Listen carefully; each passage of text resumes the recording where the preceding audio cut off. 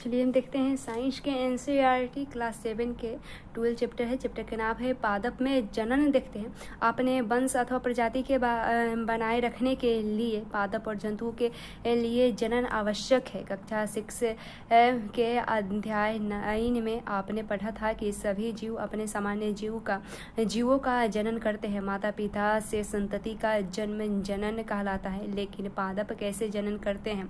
पादपों में जनन विभिन्न विधियों द्वारा होता है, जिनके बारे में हम इस अध्याय में पढ़ेंगे। देखते हैं जनन की विधियां। देखते हैं कक्षा 6 में आपने पुष्पीय पादप के विभिन्न भागों के बारे में पढ़ा था। पादप के विभिन्न भागों के नाम बताइए और प्रत्येक के प्रकारों के बारे में लिखिए। अधिकांश पादपों में मूल, तना और पत्तियां होती है। ये पादप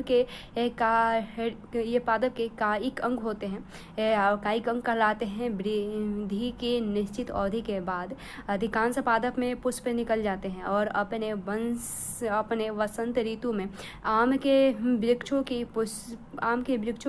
पुष्पित होते दिखा होगा और यही पुष्प बाद में आम के उनके रसीले फलों को निर्मित करते हैं, जिनका आनंद हम गर्मियों में उठाते हैं। हम फलों को खाते हैं और सामान्यतः बीजों को फेंक देते हैं। बीज अंकुरित होकर नया पादप बनाते हैं। यदि ऐसा है तो पादप में पुष्पों की क्या भूमिका है?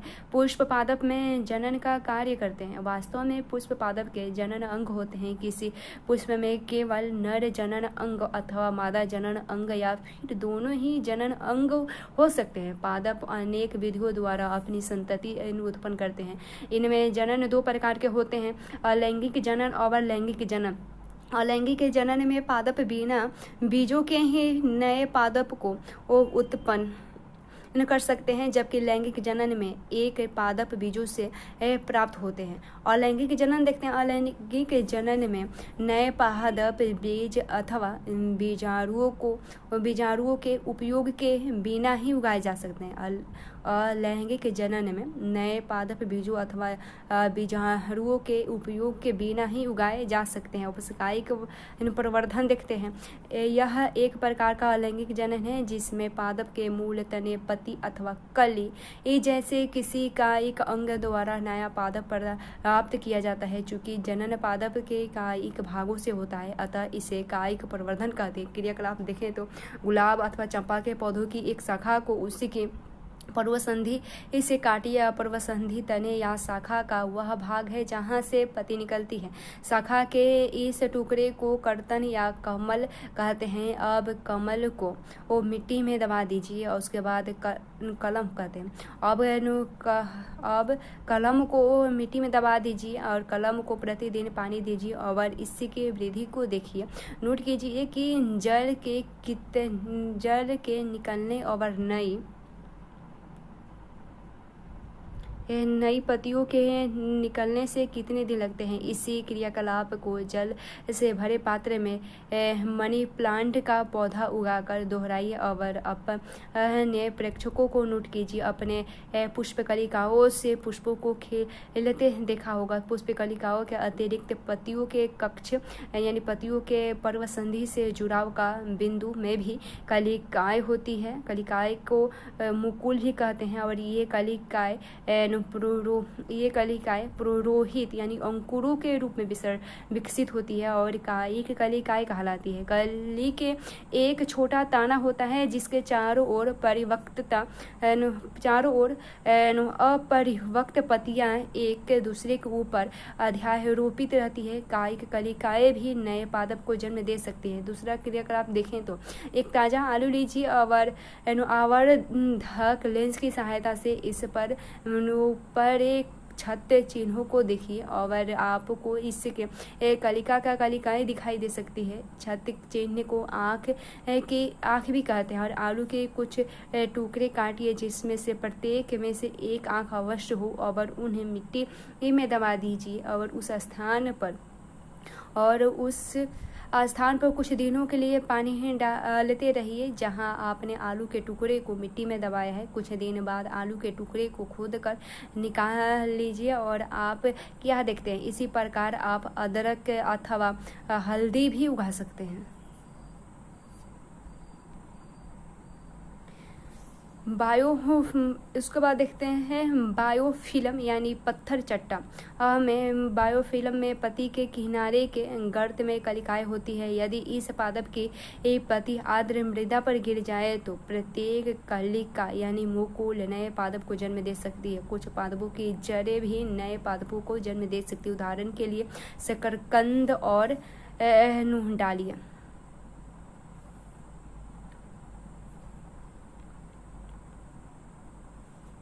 कैक्टस जैसे पादप के वे भाग जो मुख्य पादपों से अलग यानी बेलंग हो जाते हैं वो नए पादप को जन्म देते हैं। प्रत्येक बेलंग भाग नए पादप के रूप में वृद्धि कर सकते हैं। कायिक प्रवर्धन द्वारा पादप कम समय में उगाए जा सकते हैं। बीजों से उगाए जाने वाले पादप की अपेक्षा कायिक प्रवर्धन द्वारा उत्पन्न पादपों में पुष्प और फल कम अवधि में ही आ जाते हैं। नए पादप जनक पादप की यथार्थ प्रतिलिपि होते हैं क्योंकि वे एक ही जनक द्वारा उत्पन्न होते हैं। इस अध्याय में आगे आप पढ़ेंगे कि इसके विपरीत लैंगिक जनन द्वारा उत्पन्न होने वाले पादप में माता पिता यानी जनक दोनों के गुण होते हैं। लैंगिक जनन के परिणाम स्वरूप पादप बीज उत्पन्न करते हैं। उसके बाद देखते हैं मुकुलन देखते हैं।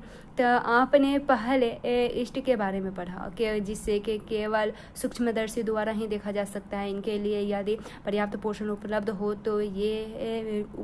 तो इष्ट कुछ ही घंटों में वृद्धि करके गुण यथार्थ जनन करने लगते हैं। यदि याद रखिए कि इष्ट एक एकल कोशिका यानी एक कोशिका जीव है। आइए हम देखें कि ये जनन कैसे करते हैं। बेकरी से इष्ट केक अथवा केमिस्ट की दुकान से ईस्ट पाउडर खरीद लीजिए और चुटकी भर ईस्ट लेकर इसे किसी ऐसे पात्र में रखिए जिसमें कुछ जल हो और इसमें 1 चम्मच शक्कर डालकर उसे जल में घोल लें। अब उस पात्र को किसी कमरे के गर्म भाग में रखें। एक घंटे के पश्चात इस द्रव को एक बूंद कांच की स्लाइड यानी पट्टी पर रखकर सूक्ष्मदर्शी इसे देखिए आपको क्या दिखाई देता है। आप नई ईस्ट कोशिकाओं को देख सकते हैं।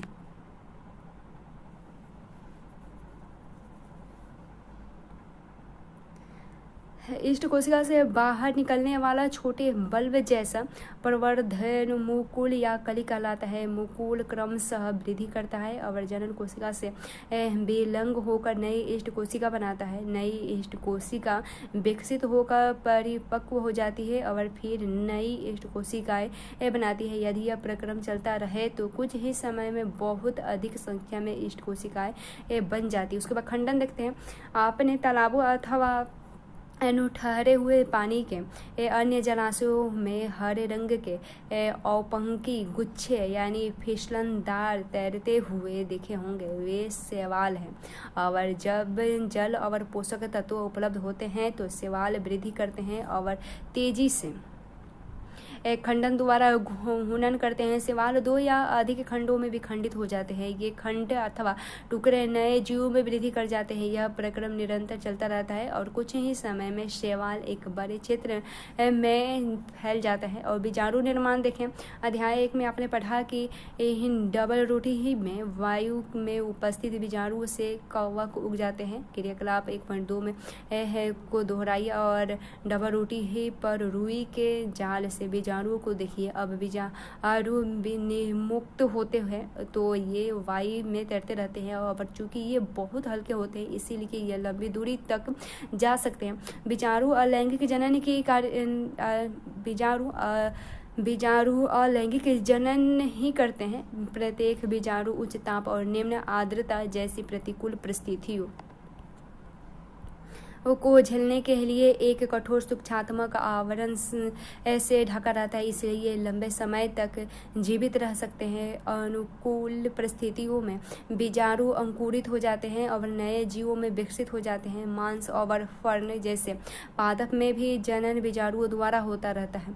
उसके बाद लैंगिक जनन देखते हैं। पुष्प की संरचना के बारे में आप पहले पढ़ चुके हैं। आप जानते हैं कि पुष्प पादप के जनन अंग होते हैं और पुंकेसर नर जनन अंग और स्त्री केसर मादा जनन अंग है। उसके क्रिया आप देखें, सरसों, गुड़हल या पिटूनिया का कोई पुष्प लीजिए और इसके जनन अंगों को पृथक कीजिए। पुंकेसर के स्त्री केसर के विभिन्न भागों का अध्ययन कीजिए। ऐसे पुष्प जिनमें या तो केवल पुंकेसर अथवा केवल स्त्री केसर उपस्थित होते हैं एक लिंगी पुष्प कहलाते हैं। जिन पुष्पों में पुंकेसर अथवा स्त्री केसर दोनों वही होते हैं वे द्विलिंग पुष्प कहलाते हैं। मक्का, पपीता और ककड़ी या खीरे के पौधे में एक लिंगी पुष्प होते हैं और जबकि सरसों, गुलाब और पिटूनिया के पौधे में द्विलिंगी पुष्प होते हैं। नर और मादा एक लिंगी पुष्प दोनों एक ही पादप पर उपस्थित हो जाते हैं अथवा भिन्न पादपों पर पाए जा सकते हैं। क्या आप पुंकेसर में पराग कोश और तंतु को पहचान सकते हैं? पराग कोश में परागकण होते हैं जो नर युग्मों को बनाते हैं। स्त्री केसर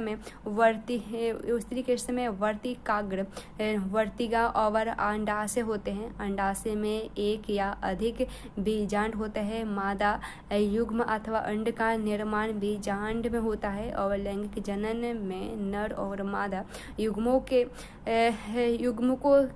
युग्मन से युग्मनज बनता है।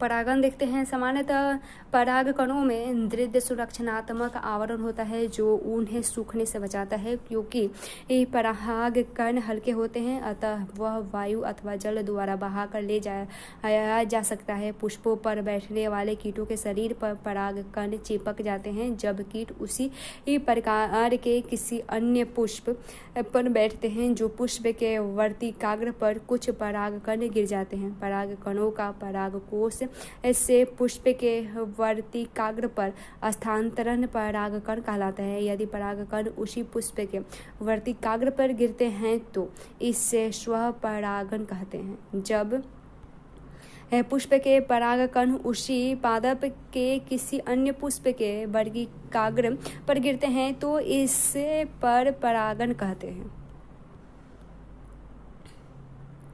यहाँ दिए गए स्वपरागण है, ये पर परागण है। स्वपरागण में देखते हैं तो वर्तिकाग्र है और परागकण है।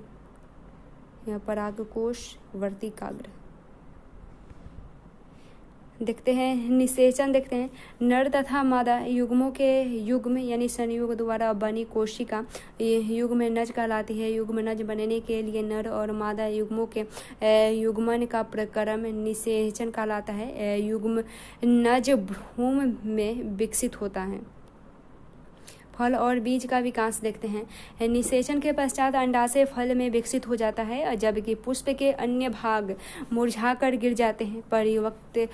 परिपक्व हो जाने पर अंडाशय फल के रूप में विकसित हो जाते हैं। बीजांड से बीज विकसित होते हैं। बीज के एक भ्रूण होता है जो सुरक्षात्मक बीजांड के अंदर रहता है। कुछ फल गुद्देदार और रसीले होते हैं जैसे आम, सेब और संतरा। कुछ फल कठोर होते हैं जैसे बादाम और अखरोट आदि।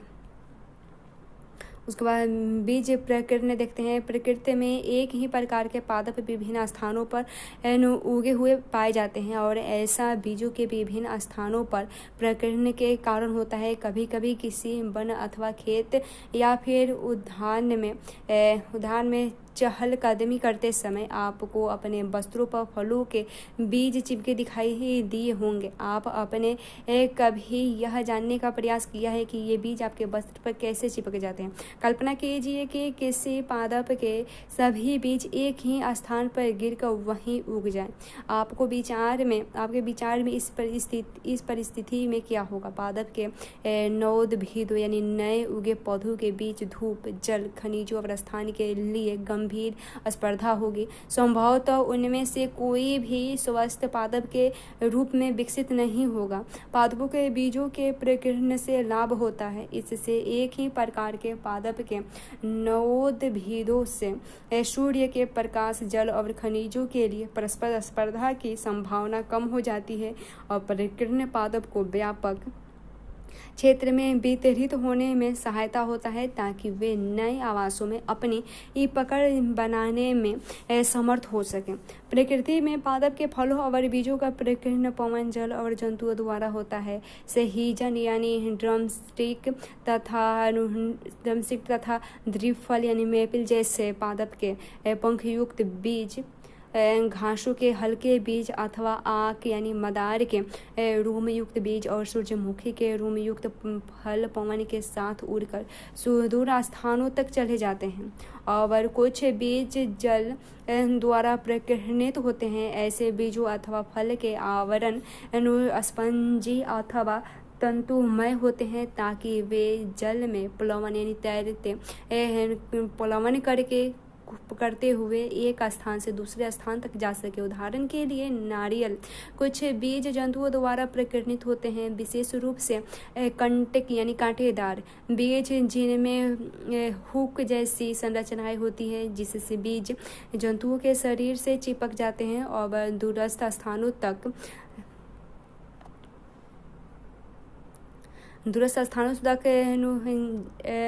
ले जाए जाते हैं। और इनके उदाहरण यूरेना एवं जेंथियम है। कुछ पौधे के फल झटके से साथ फट जाते हैं, और जिससे उनके अंदर स्थित बीज प्रकीर्ण हो जाते हैं। बीज जनक पादप से दूर जाकर गिरते हैं, और एरंड और बालसम के पादप में ऐसा ही होता है। महत्वपूर्ण शब्द: अलैंगिक जनन, मुकुलन, भ्रूण प्रकीर्ण, निषेचन और खंडन, युग्मक, बीजांड, परागण, लैंगिक जनन, बीजाणुधानी और परागकोश, कायिक प्रवर्धन, युग्मनज, परागकण, स्त्रीकेसर और पुंकेसर।